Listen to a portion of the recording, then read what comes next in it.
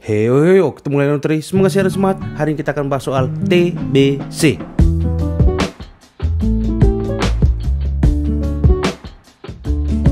Ciri utama kalau kita TBC itu adalah batuk darah. Jadi setiap batuk yang mengeluarkan dahak bercampur darah, selalu kita periksa apakah ini TBC atau bukan. Mengapa kita harus cepat periksa? Karena TBC ini bisa membuat kematian. Dan kematian di Indonesia cukup banyak. Ada 1 juta orang dengan TBC, 30.000 orang resisten obat, artinya obatnya sudah tidak lagi manjur untuk dia. Satu lagi adalah kematiannya mencapai 125.000.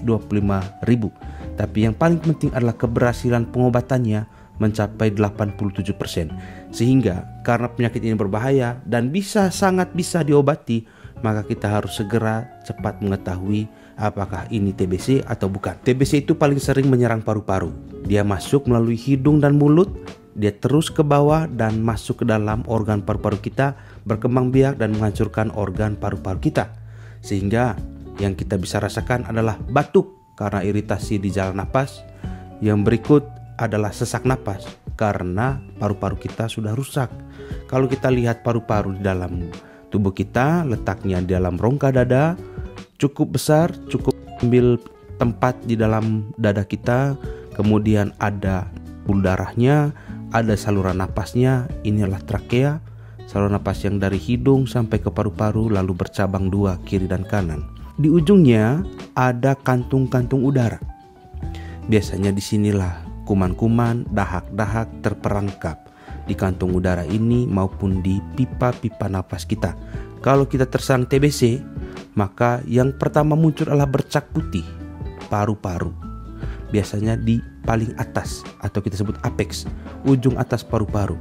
Kemudian dia membesar, membentuk rongga di dalamnya. Kemudian dia akan menyebar ke seluruh paru-paru dan merusak jaringan-jaringan paru-paru kita. Sehingga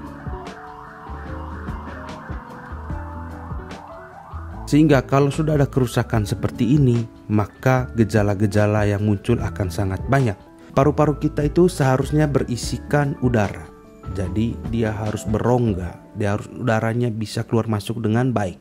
Tapi kalau TBC, dia malah menutup saluran udara itu sehingga kita akan merasakan sesak dan batuk berdarah. Kemudian yang paling penting untuk gejala-gejala TBC supaya kita bisa tahu, kita bisa mungkin curigai keluarga kita, tetangga kita, siapapun, gejala-gejalanya sebagai berikut. Ada batuk berdarah, itu adalah gejala yang paling utama. Kemudian nafsu makan turun, keringat malam di malam hari, kemudian berat badan turun, tubuh merasa lemas, dan kemudian batuk yang lama. Jadi kalau kita lebih ringkas lagi, batuk lama, berdarah, turun berat badan, keringat pada malam hari, itu kita bisa curigai itu adalah TBC. Kalau ada gejala-gejala seperti demikian, maka langkah pertama yang kita lakukan adalah ronsen paru-paru. Kita harus pergi foto X-ray ronsen paru-paru kita untuk melihat apakah ada bercak atau tidak. Kemudian yang berikut ada juga pemeriksaan dahak. Untuk mengambil dahak yang kita batukan keluar, diperiksa apakah ada kuman tuberkulosis di dalam dahak kita atau bukan. Kemudian kalau ronsen hasilnya seperti ini. Ini adalah ronsen dada yang normal.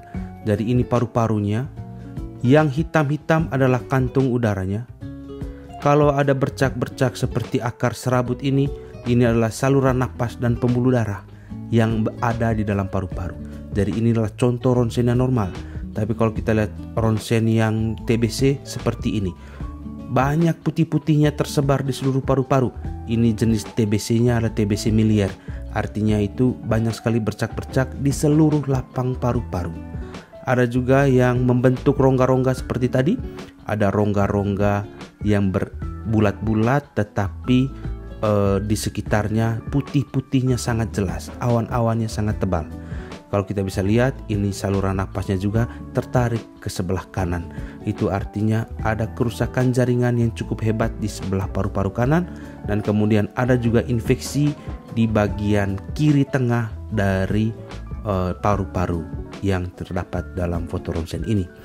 Jadi kalau kita lihat foto ronsen memang sangat mengerikan. Mirip-mirip seperti COVID, tetapi tuberkulosis ini adalah bakteri.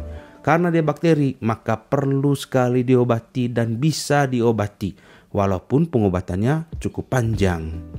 Kalau kita lihat pengobatannya adalah pengobatan berjalan selama 6-8 bulan, dibagi dalam 2 tahap. Tahap awal 2 bulan awal, dan tahap lanjutan di 4-5 bulan.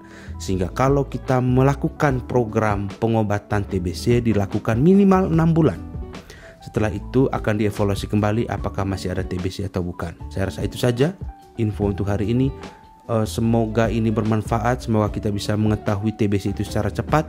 Dan jangan lupa, tetap sehat, tetap semangat.